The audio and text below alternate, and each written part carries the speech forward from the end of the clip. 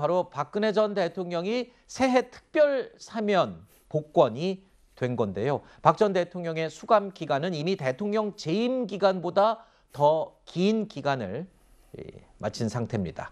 수감됐던 전직 대통령들 가운데 가장 오랜 기간 동안 감옥 생활을 한 것으로 지금 알려져 있는데요. 최근 박 전 대통령은 지병인 어깨와 허리 디스크 치료 외에도 음식물을 제대로 씹지 못해서 미숫가루로 식사를 대신하고 또 이 불안 증세 때문에 정신과 치료를 받는 등 건강 상태가 급격히 악화된 것으로 알려지고 있습니다. 자, 최근에 박 전 대통령의 사면을 주장했던 이 안철수 국민의당 후보 이런 입장을 내놨습니다. 이석기에 대한 것은 그 자신이 가석방의 요건이 있습니다. 네. 가석방을 하기 위해서는 본인이 뉘우쳐야 되는데요. 네. 뭐 전혀 그런 게 없습니다. 그런데 저 지난번 민정수석 때도 한번 풀어주고 또 이번에도 두 번째로 풀어주는 겁니다. 그래서 어떤 이런 가석방 요건이 저는 되지 않는다고 생각하고 여기에 대한 국민들의 저항을 막으려고 이 박근혜 대통령 특별 가석방으로 물타기 하는 것이 아닌가 저는 그런 우려가 있습니다.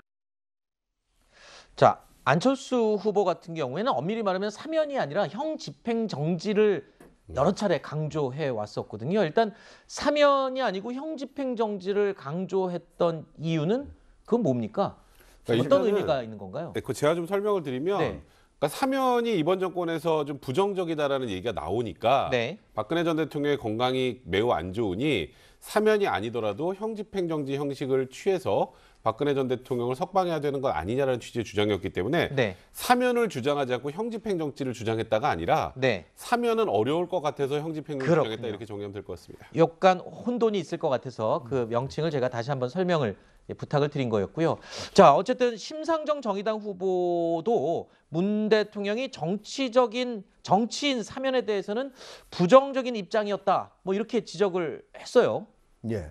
사실 문재인 대통령이 사실 사면권을 함부로 남용하면 안 된다 하면서 뇌물사범, 뭐 알선 수재, 뭐 알선 수리, 횡령, 뭐 배임 이런 사범들 5대 뇌물사범 이런 사람들은 사면을 하지 않겠다라고 얘기를 했었거든요.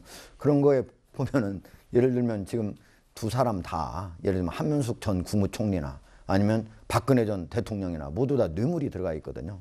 그러니까 그러면 원래 사면 대상이 아니어야 되는데 왜 했을까 이렇게 생각을 해보면 가장 이제 박근혜 대통령 같은 경우는 무엇보다도 건강이 가장 큰 문제였던 거예요. 건강이 너무 최근에 너무 건강이 안 좋았던 거고 또 하나는 심지어 정신적인 불안까지 있으니까 만약에 감옥에 들어 있으면서 불상사가 난다 그러면 그게 결국 정권의 책임으로 오는 거 아니겠습니까?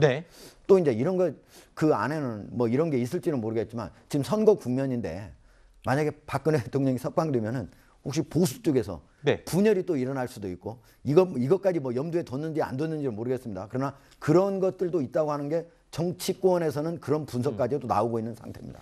박근혜 전 대통령의 특별 사면과 관련된 소식은 오늘 이 조간이죠. 동아일보에서 먼저 단독 보도를 하면서 알려지기 시작했는데 그런데요. 오늘 오전에 한 인터뷰 프로그램에 출연했던 이재명 후보의 반응이 어땠는지 또 이야기가 회자되고 있습니다. 들어보시죠.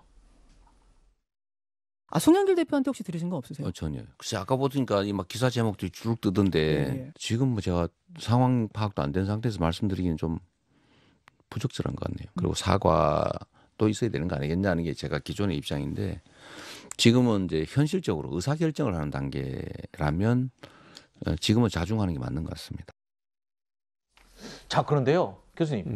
이재명 후보의 이 인터뷰가 나온 바로 직후에 사면 발표가 또 났어요. 이렇게 되면 여당 대선 후보인데 이 사면에 대해서 전혀 뭐 얘기를 듣거나 뭐 이랬던 거는 없었던 것 같아요.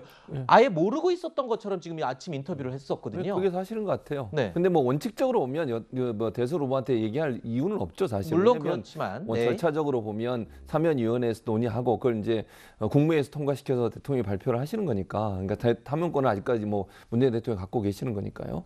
아마 근데 얘기는 안 된 것 같아요, 제가 느낌도. 그리고 이제 이재명 후보는 사면에 대해서 좀 부정적인 입장을 갖고 있었는데 이제 사면이 되고 나서 본인의 입장을 밝히는 거 보면 존중한다. 있습니다. 대통령의 문재인 대통령의 권한을 존중하고 그리고 이제 역사 앞에는 이거 지금 법적으로는 사면이 됐지만 역사 앞에는 계속 용서를 빌어야 된다. 왜냐하면 박근혜 전 대통령이 아직도 본인은 사과를 안 하고 있거든요. 그 부분에 대해서 지적을 하면서 존중한다고 의견을 덧붙였는데 아마 이재명 후보는 몰랐던 것 같고 네. 지금의 상황에 대해서 문재인 대통령의 결정은 존중하는 그런 입장을 보이는 것 같습니다. 네.